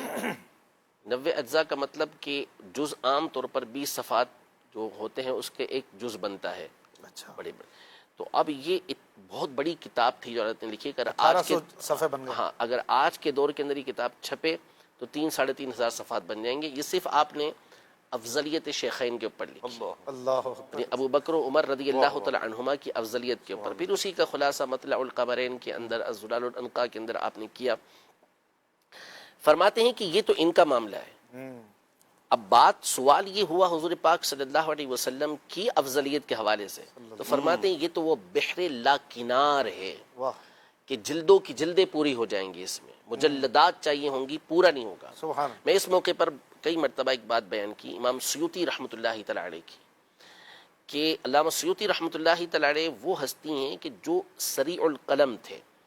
یعنی آپ بہت تیزی کے ساتھ لکھا کرتے تھے. جلالین شریف جو ہمارے یہاں معروف کتاب ہے، 15 پارے اس کے امام جلال الدین سیوطی رحمۃ اللہ تعالی علیہ نے تحریر فرمائے ہیں. یہ آپ نے 40 دن سے پہلے لکھ ڈالے تھے. اچھا ٹھیک ہے. نہیں آسان کام نہیں ہے یہ لکھ ڈالنا 40 دن کے اندر، اور یعنی ہم سے 40 دن میں پڑھی نہ جائے صحیح طریقے سے ایسا ہی سمجھ کر. آپ کا ایک الفیہ ہے حدیث کے مسائل کے اوپر، اصول حدیث کے اوپر آپ نے الفیہ لکھا ہے، یعنی 1000 اشعار ہیں تقریباً اس پر، یہ صرف آپ نے 5 دن کے اندر لکھے تھے. اچھا اس کو پڑھنے کے لیے بھی بندے کو کم از کم 2 سال چاہیے صحیح طریقے سے سمجھ کر، اس کے بغیر ہوتا بھی نہیں. لیکن آپ کی کتاب ہے الفارق بین المصنف والسارق، اس کی ایک ڈیٹیل ہے، اس میں آپ نے یہ بات لکھی کہ مجھے 20 سال ہو گئے، میں حدیث کی کتابوں سے، تفسیر کی کتابوں سے، میں جو ہے وہ فقہ کی کتابوں سے، سیرت کی کتابوں سے، اصول حدیث کی کتابوں سے، اصول تفسیر کی کتابوں سے، اصول فقہ کی کتابوں سے مسلسل نبی پاک صلی اللہ علیہ وسلم کے خصائص جمع کر رہا ہوں، خصوصیات، بولے آج تک پورے نہیں ہوئے. اللہ سبحان اللہ، آج تک پورے کیا بات ہے. نہیں ہوئے. تو اللہ نے فرمایا کہ بحر لا کنار ہے. واہ واہ. تو امام اہل سنت رحمۃ اللہ تعالی علیہ نے پھر بات کیا چل رہی تھی کہ یہ جو رسالہ لکھا تجلی الیقین، اس میں آپ نے افضلیت مصطفیٰ، افضلیت مصطفیٰ کے بیان کرنے سے پہلے یہ فرمایا، پھر اس کے بعد جو ذوق و شوق کے ساتھ اعلیٰ حضرت نے اور بعض حدیثوں کے بارے میں لکھا کہ مسلمان پر لازم ہے کہ اس کو حفظ کر لے، جس میں نبی پاک صلی اللہ علیہ وسلم کی خصوصیات لکھی ہوئی ہیں. کیا بات ہے. تو وہ اسی تجلی الیقین کے اندر آپ کو ملے گی. سبحان اللہ سبحان اللہ. زندگیاں ختم ہوئیں اور قلم ٹوٹ گئے، تیرے اوصاف کا ایک باب بھی پورا نہ ہوا، تیرے تو وصف عیب تناہی سے ہیں بھری، حیران ہوں میرے شاہ میں کیا کیا کہوں تجھے. یہ بھی اعلیٰ حضرت کا شعر ہے، اور اعلیٰ حضرت کی کیا بات ہے. سبحان اللہ. بہت ساری باتیں تھیں، میں جو سوچ کر آیا تھا، کچھ مفتی صاحب سے ڈسکس بھی ہوا تھا، شاہ صاحب سے بھی، لیکن یہ کہ اعلیٰ حضرت کی سیرت پر بات ہوتی ہے تو یہ میں نوٹ کرتا ہوں کہ پروگرام کا ٹائم ختم ہو جاتا ہے اور آدھی باتیں بھی نہیں ہو پاتی ہیں. جی اختتام کی طرف اب چلتے ہیں مفتی صاحب، چند منٹس اور.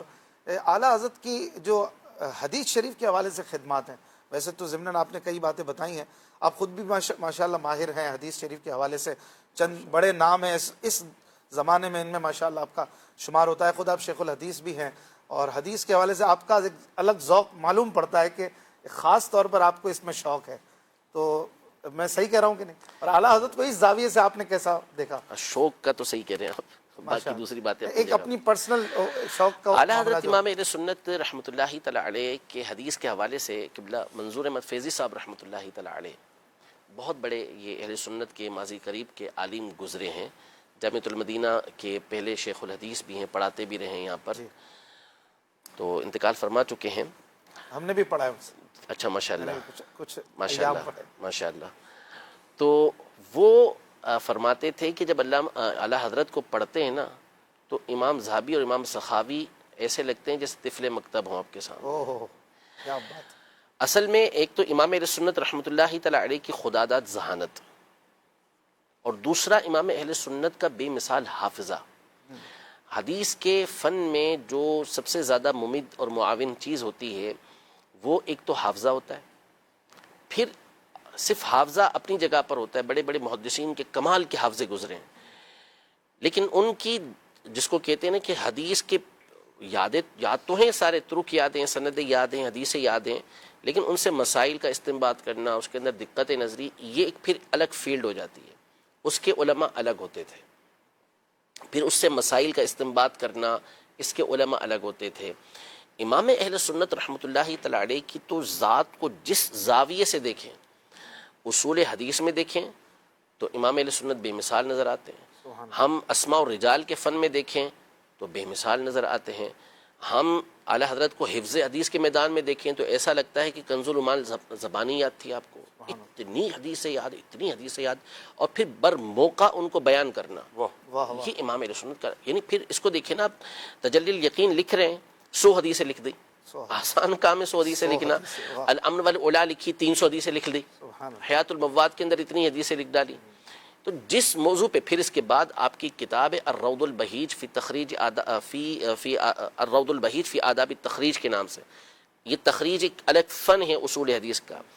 اس کو عبد الرحمن علی رحمۃ اللہ تعالی علیہ نے دیکھا تو کہا کہ اگر اس سے پہلے اس فن پر کوئی کتاب نہیں پائی جاتی تو مصنف اس فن کا موجد ہے.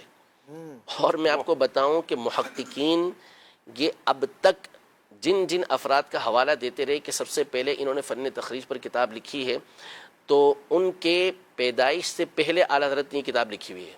سبحان اللہ. اب وہ سب نام نہیں لے سکتا اس مقام پر چینل کی ریکوائرمنٹ کے مطابق. موجد ہی معلوم پڑتا ہے. ہاں موجد کے اعتبار سے. کیا بات. تو یہ امام اہل سنت رحمۃ اللہ تعالی کی اس فن کے اندر شان ہے.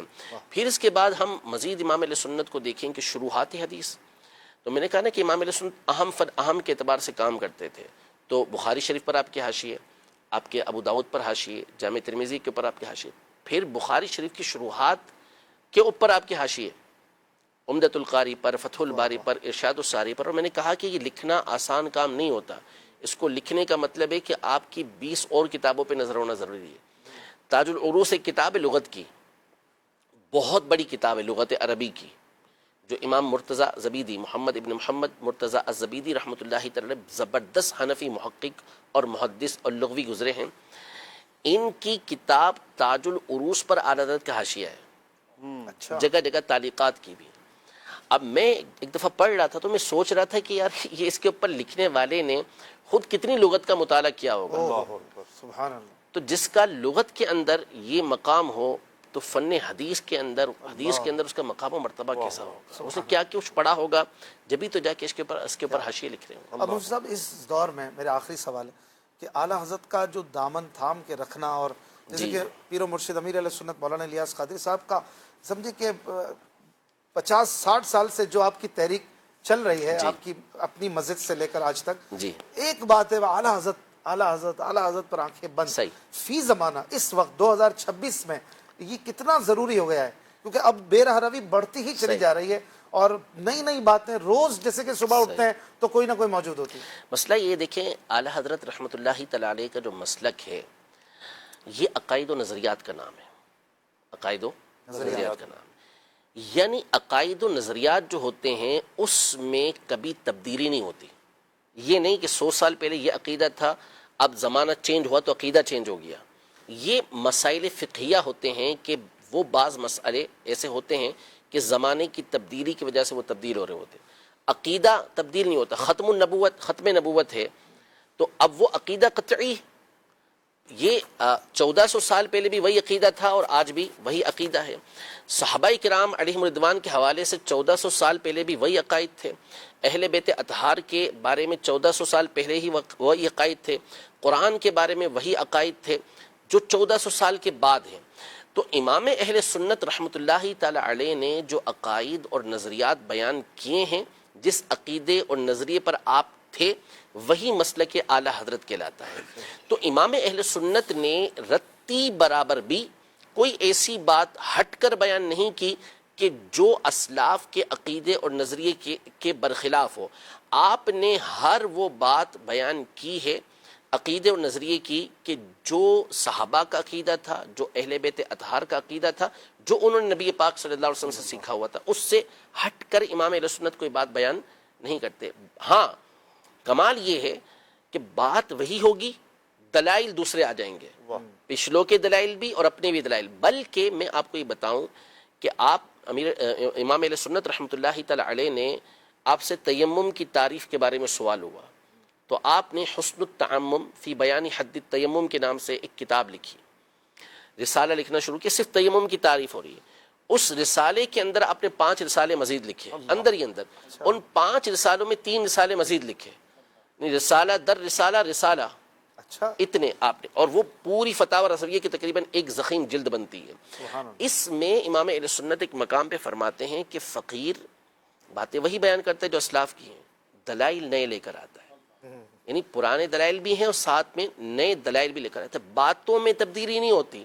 وہ جو اصول ضوابط مقرر ہیں فقہ کے اندر بھی انہی کے مطابق اعلیٰ حضرت کے فتاوی بھی ہیں. اور عقائد و نظریات میں تو تبدیلی کا سوال ہی پیدا نہیں ہوتا نا، وہ تو ویسے ہی ہیں. اور امام اہل سنت نے جو عقیدے و نظریے بیان کیے وہ وہی ہیں جو پرانے ہیں. تو اب یہ جو ہم کہتے ہیں نا اعلیٰ حضرت پر آنکھیں بند ہیں، تو بعض لوگ آنکھیں پھاڑ لیتے ہیں. تو یہ اعلیٰ حضرت پر آنکھیں بند کرنے کا مطلب کیا ہے کہ تعلیمات رضا وہ ہیں کہ جس پر اکابر ائمہ اہل سنت نے اس بات کو واضح کیا کہ یہ وہی عقائد ہیں، وہی نظریات ہیں کہ جو اسلاف کے چلتے ہوئے آ رہے ہیں، تو اعلیٰ حضرت پر آنکھیں بند کرنے کا مطلب یہ ہے کہ آپ مکمل نے اعتماد۔ اہل بیت اطہار، آپ نے صحابہ کے نظریات اور عقائد پر اور نبی پاک صلی اللہ علیہ وسلم کی تعلیمات پر آنکھیں بند کی ہیں۔ یہ آنکھیں بند ہوتی ہیں، یہ آنکھیں کھلتی ہیں، اور جب یہ آنکھیں پھٹتی ہیں تو یہ آنکھیں بند ہوتی ہیں۔ اللہ اکبر۔ تو مسلک اعلیٰ حضرت اس چیز کا نام ہے، عقائد و نظریات پر، کہ اس پر کاربند رہنا ہوتا ہے۔ تو اس لیے اب جس کو اس دور کے اندر آپ دیکھیں، کسی بھی راہ کی طرف جانا ہو، یوں جانا ہو یا یوں جانا ہو، سب سے پہلے وہ امام اہل سنت کے بارے میں کہے گا کہ جی اعلیٰ حضرت حجت نہیں۔ ارے بھائی کیوں حجت نہیں؟ امام اہل سنت نے کیا ایسی بات بیان کی ہے کہ جو آپ کو سمجھ نہیں آ رہی؟ کون سے عقیدہ ایسا ہے کہ جو نظریات کون سے ایسے ہیں کہ جو اسلاف کے برخلاف ہے؟ کوئی ایسی چیز نہیں ہے۔ کاظمی شاہ صاحب رحمۃ اللہ تعالیٰ علیہ، علامہ نور اللہ بشیر پوری رحمۃ اللہ تعالیٰ علیہ، محدث اعظم پاکستان رحمۃ اللہ تعالیٰ علیہ، ایسے آپ سینکڑوں اکابر علماء کے جن کی خود علمی حیثیت پہاڑوں کی طرح ہے، وہ ان کو حجت مان رہے ہیں، تو پھر کیا رہتا ہے؟ کیا رہتا ہے؟ اللہ اکبر۔ سبحان اللہ۔ ملک سخن کی شاہی تم کو رضا سے زیادہ، ملک سخن کی شاہی تم کو رضا وسلم جی سمت آ گئے ہو، سیکھے بٹھا دیے ہیں جی سمت آ گئے ہو، سیکھے بٹھا دیے۔ ناظرین، آج الحمدللہ بہت کچھ سیکھنے کو ملا، اور یہ سلسلہ جاری رہے گا۔ عرس سے مبارک 25 صفر یہ آ رہا ہے سیٹرڈے، تو اس طرح ہم امیر اہل سنت حضرت علامہ مولانا الیاس قادری صاحب کے مدنی مذاکرے کی صورت میں عرس بھی منائیں گے، منقبت بھی سنیں گے، اور ظاہر ہے مفتی صاحب بھی اس میں ہوتے ہیں، یہ بھی بڑی پیاری پیاری باتیں سکھا رہے ہوتے ہیں۔ شاہ صاحب آپ بھی کچھ اس میں حصہ ملائیں، اختتامی جملے ہو جائیں۔ اعلیٰ حضرت کا مسلک اور دامن تھام کر رکھنا، بڑی پیاری بات مفتی صاحب نے فرمائی کہ آنکھیں بند ہونا یعنی مکمل اعتماد ہونا، اور بڑے بڑوں نے تحقیقات کر کے یہ اعتماد قائم کر دیا، اب ہمارا کام ہے مان لینا، کسی میں انشاءاللہ فلاح و کامرانی ہے۔ مزید کچھ جملے ہو جائیں پھر اجازت لیتے ہیں۔ جی بالکل، سیدی اعلیٰ حضرت امام علیہ سنت پر امیر علیہ سنت دامت برکاتہم العالیہ کا آنکھیں بند کرنا یعنی اعتماد کرنا ہے اعلیٰ حضرت امام علیہ سنت کی تحریرات پر، تصنیف پر، جو امام علیہ سنت اعلیٰ حضرت امام علیہ سنت نے فرمایا ہے، بس اس پر ہماری آنکھیں بند ہیں۔ انشاءاللہ عزوجل اسی سے اپنی کامیابی ہے، دنیا میں بھی اللہ نے چاہا تو کامیاب ہو جائیں گے، اور بہت سے فتنوں سے ہم بچ جائیں گے، بہت سے فتنوں سے۔ اور اس کی وجہ یہ ہے کہ جب ہم اعلیٰ حضرت امام علیہ سنت کا نام پیش کرتے ہیں تو اعلیٰ حضرت کا نام ہی ایسا کسوٹی ہے یہ کہ بہت سارے فتنوں سے آپ کی جان چھڑا دے گا، آپ کو امن کے بیڑے میں رکھے گا۔ اعلیٰ حضرت کا مسلک، اعلیٰ حضرت کا نام ہی یہ ہے کہ وہ امن کا بیڑا ہے۔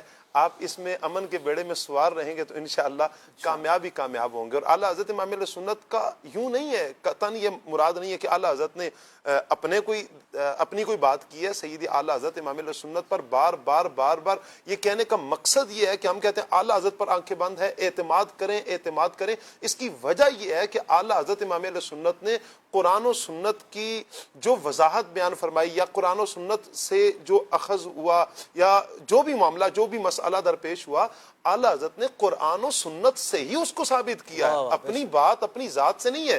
اعلیٰ حضرت امام علیہ سنت نے یہ نہیں کہا کہ میری رائے یہ ہے، سب سے پہلے اعلیٰ حضرت نے قرآن کی رائے کو فوقیت دی۔ جو اصول تھا انہی اصولوں کو، اصول اربعہ جو ہیں انہی کو سامنے رکھتے ہوئے سیدی اعلیٰ حضرت امام علیہ سنت نے دلائل پیش کیے ہیں۔ پھر اسلاف کے، صحابہ کے، اہل بیت کے، اور جو بڑے بڑے ائمہ کرام کے جو دلائل تھے، ان دلائل کو سیدی اعلیٰ حضرت امام علیہ سنت نے پیش کیا، اور ایک آسان اور بالکل آسان انداز میں سیدی اعلیٰ حضرت امام علیہ سنت نے کسی مسئلے کو ہمارے تک پہنچایا ہے، تاکہ ہم اپنے عقائد، اپنے نظریات، اپنی عبادات، اپنے معاملات، سب کے بارے میں یعنی سب کی حفاظت کریں۔ چونکہ ایک ایک معاملے پر، عقائد ہوں، نظریات ہوں یا عبادات ہوں، معاملات ہوں، کہیں بھی کسی بھی اعتبار سے ذہنوں میں شکوک تو ڈالے ہی جا رہے تھے. تو اعلیٰ حضرت امام اہل سنت نے اپنے دلائل کی روشنی میں وہ جو جس انداز میں ہم جو اعمال بجا لا رہے ہیں، جو اعلیٰ حضرت امام اہل سنت نے بیان فرمایا ہے، وہ قرآن و سنت کی روشنی سے ہی ثابت ہے. وللہ الحمد قرآن و سنت سے ہی اعلیٰ حضرت نے ثابت فرمائے ہیں. اور جیسے اعلیٰ حضرت امام اہل سنت ہیں، ابھی مفتی صاحب سے ہم سن رہے ہیں اور دل جھوم رہا تھا کہ ایسے میرے امام، ایسے میرے امام کہ ایک رسالہ تیمم کے بارے میں، اس کے اندر رسالہ اور پھر رسائل اور پھر اندر رسائل. کیا بات ہے سید اعلیٰ حضرت امام اہل بہت سنت، بڑی جو دنیا ہے اعلیٰ حضرت میں بس. کیا بات ہے. مفتی صاحب نے تو ابھی بہت تھوڑا بیان فرمایا. اگر ہم مفتی صاحب کو عرض کریں کہ 25 دن بھی آپ بیان فرماتے جائیں تو بھی حضرت بیان بھی فرما سکتے ہیں، میرا یہ وجدان کہتا ہے، اور تب بھی ذکر رضا ختم نہیں ہوگا. ہمارا ایک شارٹ سیگمنٹ ہے آخر میں، وہ لے لیتے ہیں، ارشاد رضا. جی اسکرین پہ دکھائیں، ہمارے ناظرین کے بھیجے گئے چند امیجز بھیج دیجئے. برکت والوں کی طرف جو چیز نسبت کی جاتی ہے اس میں برکت آ جاتی ہے. بنت افروز اتاریہ، راجستھان، ناگور. نیکسٹ. عقل مند اور سعادت مند اگر استاد سے بڑھ بھی جائے تو اسے استاد کا فیض سمجھتے ہیں اور پہلے سے زیادہ استاد کے پاؤں کی مٹی سر پر ملتے ہیں. نیکسٹ. برکت والوں کی طرف جو چیز، یہ پڑھ لیا، کسی اور نے بھی یہی بھیجا ہے. صادق ہیں ویراول انڈیا سے. نیکسٹ. کھانے میں عیب نکالنا اپنے گھر پر بھی نہیں چاہیے، مکروہ و خلاف سنت ہے. سرکار دو عالم صلی اللہ علیہ وآلہ وسلم کی عادت کریمہ یہ تھی کہ پسند آیا تو تناول فرمایا، ورنہ نہیں تناول فرمایا. نیکسٹ. حضور علیہ السلام کی تعریف میں کیا لکھا ہے؟ تعریف جس قدر کثرت سے ہو، جان کا سرور ایمان کا نور ہے. بنت نواز اتاریہ. ایک اور دے دیں آخری بس. بنت سلیم کراچی سے. پڑھا نہیں جا رہا یہ. ہماری شریعت بحمداللہ ہمیشہ رہنے والی یعنی ابدی ہے. جو چلیں جی تھوڑا کلیئر لکھا کریں ورنہ پھر پڑھنے میں دشواری ہوتی ہے. آپ سے اجازت لیتے ہیں ناظرین، انشاءاللہ کل رات کو تقریباً 10 بجے ہفتہ وار اجتماع کے بعد آپ سے ملاقات ہوگی. ذوق نعت کا سیمی فائنل ہے، ضرور دیکھیے گا. مفتی احسان صاحب اور سید صاحب، ہمارے عدنان شیخ صاحب، سب کا بہت بہت شکریہ. ناظرین اجازت دیجیے، اپنا خیال رکھیے گا. نعرہ لگا لیں، فیض رضا جاری رہے گا انشاءاللہ. عشق و محبت اعلیٰ حضرت، فخر ملت اعلیٰ حضرت، حامی سنت اعلیٰ حضرت، ماحی بدعت اعلیٰ حضرت، نور ہدایت اعلیٰ حضرت، رب کی رحمت اعلیٰ حضرت، پیر طریقت اعلیٰ